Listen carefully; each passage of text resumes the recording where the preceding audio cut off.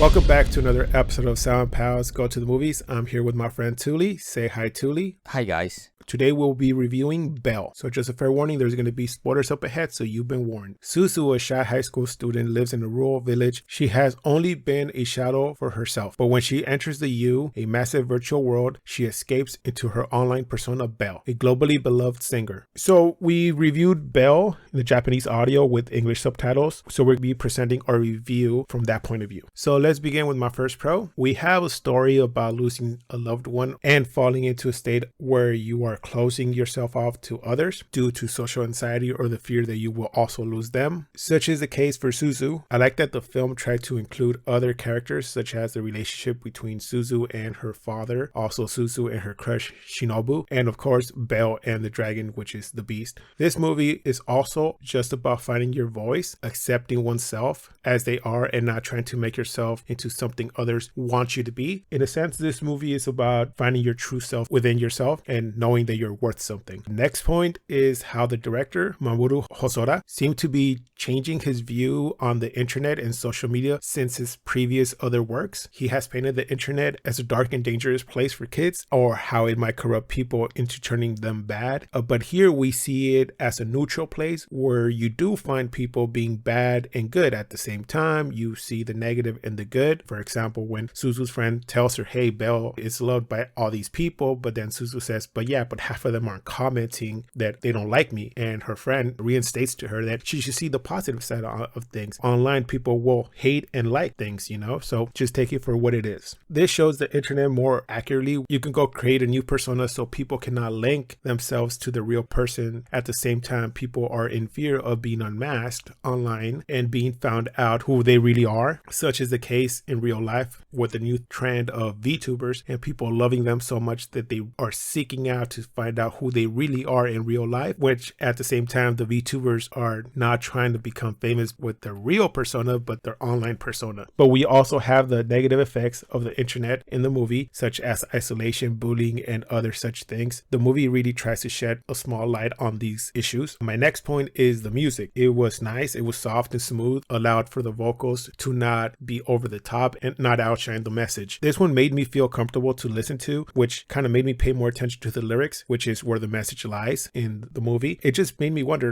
how will this be adapted into a dub version? This is a post-edit note. I just received email with links to the actual music videos for the English version, and I've heard them, and I have to admit they actually did a pretty good job. So music overall in both platforms are great. We also have big names that fans of Japanese dramas and live action movies will know, such as Takeru Satoa, Toshiyuki Morikawa, and Tina Tamashiro, and many more. Now moving on to my cons. A small con for some and maybe a pro for others. The story for me was a reimagined Beauty and the Beast set in a virtual reality for the new generation. We have Dragon, who is the Beast. We have BELLE, who is of course BELLE. We have Dragon's AI, which are the servants in the furniture from Beauty and the Beast. And we have the whole population of the U, which is technically the villagers. And last but not least, we have Justin, who is sort of Gaston. The only difference is that this movie has two sides to it. It has the real world issues such as Suzu and her fear of speaking out and being seen, while in the U, she is in the middle of the spotlight as BELLE. We also have the side stories of Suzu and her crush and Ruka and her crush Shikami, and not to mention real life Dragon and his father, who is torturing him and his younger brother. Next, the story is so simple, but it adds additional characters. It makes it hard to get invested in some of them. I did not feel that I knew Suzu or any of her friends or Dragon for that fact to get invested into these characters. I needed more of a hook to be invested in BELLE's motivation for her helping Dragon. Maybe show us how they are linked in the fact that they both lost their mother or a loved one, or maybe Suzu sees herself in him and tries to reconnect with him. I would like them to kind of reinforce this bridge between them and make a stronger connection for us to the characters. Maybe have BELLE fail at one point in the movie and be at a low point, and then for her to evaluate how her mother risked her life to save another, even if it meant leaving her behind. Then by finding that reason, then she can basically motivate herself to help Dragon at the same time, understanding why her mother sacrificed herself. Also, maybe have Shinobu help BELLE by telling her in the U that he sees who she really is, which is Suzu and not just BELLE, and for her to realize that there are people who really care for her and see her in real life and not just this persona that she has created, which is how she will find the courage to keep fighting to help Dragon, and at the end for her to confess her love to Shinobu since she has found the courage to do so. So with that, I'm going to pass it on to my friend Touly and see how he saw the movie and what grade he gave the movie. So BELLE, interesting movie, and I am sort of familiar with Mamoru Hosoda in terms of some of his other works. In fact, I'm a big fan of The Girl Who Leapt Through Time. Quite frankly, that is one of my favorite anime films. I also love Summer Wars. Funny enough, I can see some parallel between things I saw in those two films and BELLE. For instance, with The Girl Who Leapt Through Time, it tried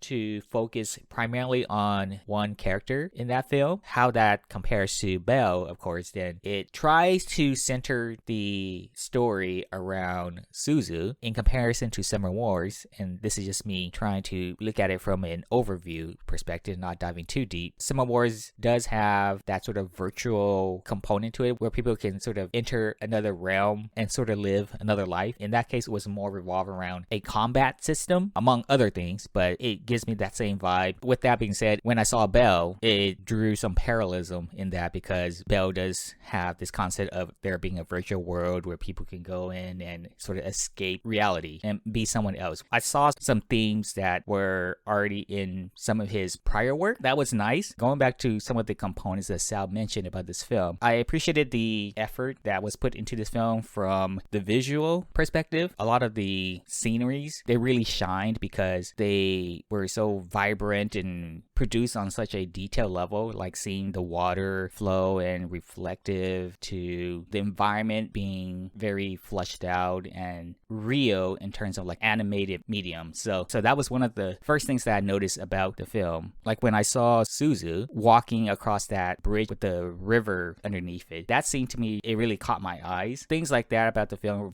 in terms of the visual, to me, it was a positive. The characters of the film, although I do appreciate what the film was trying to do with these characters and how they overall were trying to be a supporting cast for Chizu, I could have done without a few of them because just from the perspective of had they not been there, I think the film would have still delivered the message with the same sort of impact, or if not, with less characters to focus on, that maybe a character like Chizu would have been handled in a different light. Maybe she could have gotten more character development because she was able to interact with fewer characters, and in doing so, she's given more opportunities to interact with characters that I would have wanted her to interact with, such as her father, such as Shinobu, if you want to sort of maintain that sort of romantic relationship that is, I would say, common based on, again, The Girl Who Leapt Through Time and Summer Wars. In those films, there was a love interest as well. Had a strayed away from any love interest in this film, I would have been okay with that because I wasn't as invested in that relationship versus Suzu's relationship with her father. And I'm willing to bet that the creator didn't want us to feel this way about the main character, but personally, I didn't put Chizu in this sort of positive light in the sense of me wanting to root for her or feeling that what she went through was one of the most horrible things that led her to act the way she did towards the people around her, such as her father. And also not giving the father enough of a spotlight to indicate that he was putting in effort to try to get through to Chizu. I know there were moments in the film where he tried to reach out to her by,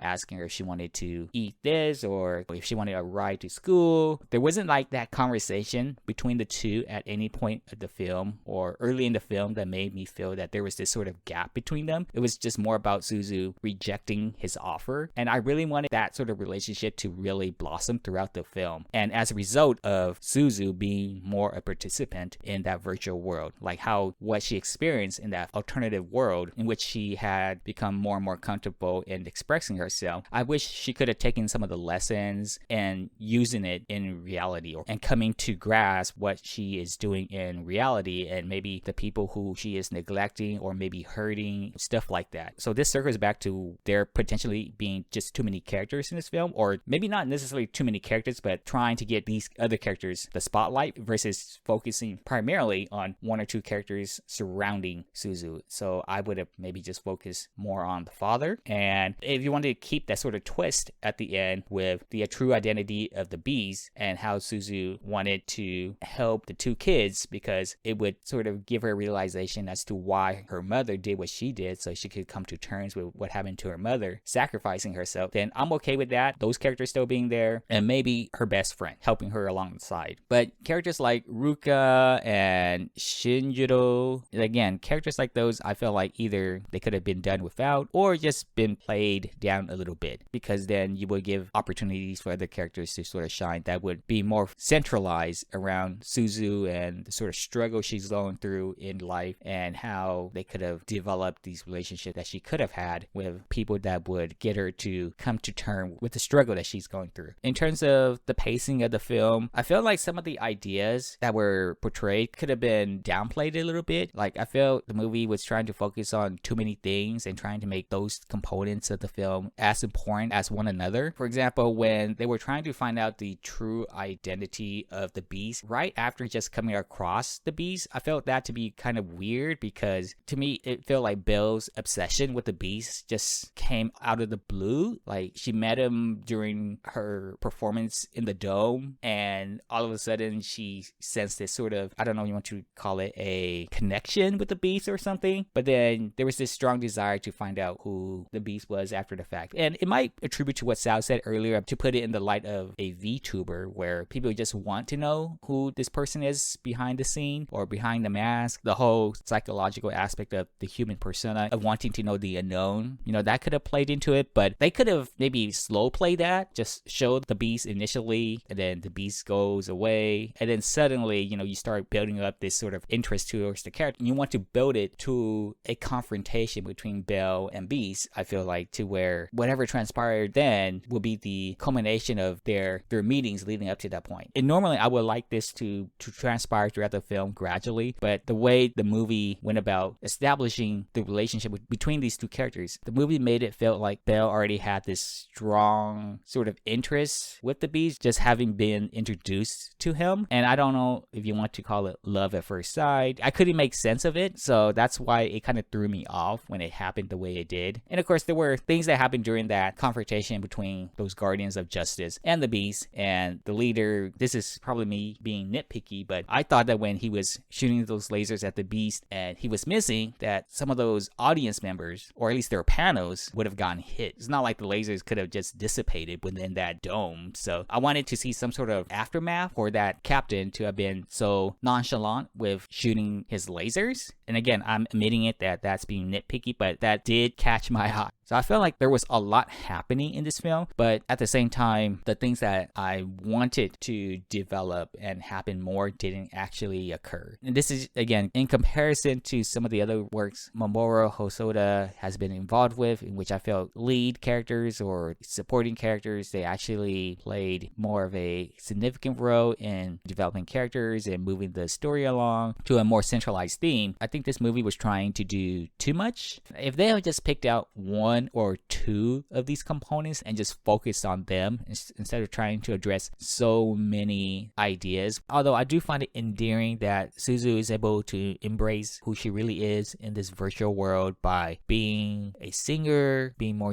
musically inclined, being more involved with other people, as we saw with her trying to get closer to the beast, for example, and wanting to get to know him or maybe help him out. As endearing as that may be, what I find ironic about that is how that didn't translate back into reality, and how at some point would come to a realization that what she's trying to do in this virtual world in which she feels more confident in acting the way she is or the way she does, I would have liked some of that confidence to have bled into her actual life. It does come to be, to a certain degree, towards the end, with her wanting to help those two kids. It didn't, to me, really translate to other aspects of her life that I felt the movie hinted on that she was struggling to deal with. For example, Shinobu, the love interest, of course, and her father. So to me, I just found that to be a little ironic. I would have liked to have seen that sort of confidence translate back to her real life. So I'm going to give this film a 6 out of 10. There were just too many ideas floating around, and so my overall thinking is I think sometimes doing less is actually more. I would have been more invested in a character like Suzu and what she was going through.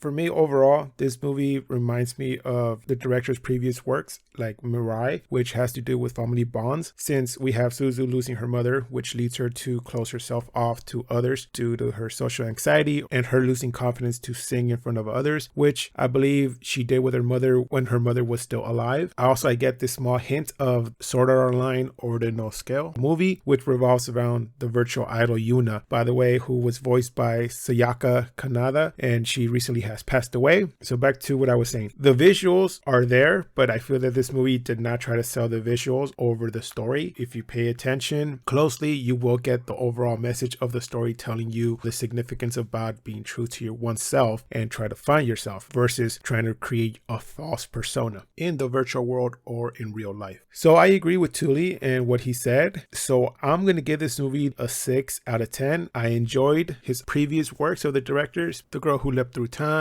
Summer Wars, Wolf Children, Mirai, which was his latest work, and even the Digimon short. But I think that, like Touly said, this director tried to add too many characters, which kind of took away from Suzu's development, which would have made us more in touch with her and more invested in that character. But the director did say that he is making a novelization where he has more time to elaborate and develop the characters. So here's hoping that it gets translated into English and shipped overseas. I am looking forward to that, to see more of these characters deep down and see what makes them tick. Remember, please like, comment, and subscribe. You can find our social media links below. And like always, keep watching movies.